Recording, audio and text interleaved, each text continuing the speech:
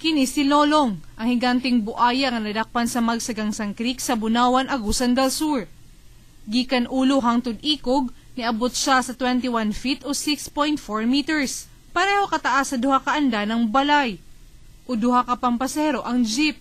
Kapin 3 feet usab ang kalapdon sa lawas ni ini ug dunay timbang nga 1,075 kilos. Kung dili nimo maalsa ang tunga sa toneladang truck, samot nga dili maalsa sa usa ka tawo ang buwayang si Lolong nga doble pa sa truck ang kabug-aton. Makonsidera karon nga pinakadakong nadakpang buaya sa tibuok kalibutan si Lolong. Mas dako pa kini kang kaso sa gitudlo karon lang Agosto sa Guinness World Record isip largest crocodile in captivity. 18 feet lang ang katas o ni kasus. Giban abanang anaa sa 50 hangtod sa 60 anyos si Lolong. Ug ang saltwater crocodile sama ni Lolong mabuhi hangtod usa ka gatos ka tuig. Hinungdan nga posible pamatod pa nga mudako pa ang buaya.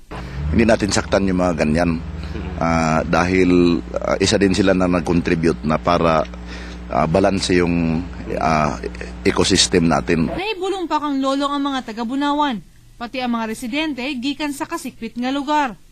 Giamuma karon ang buayang si Lolong sa Bunawan Eco Park.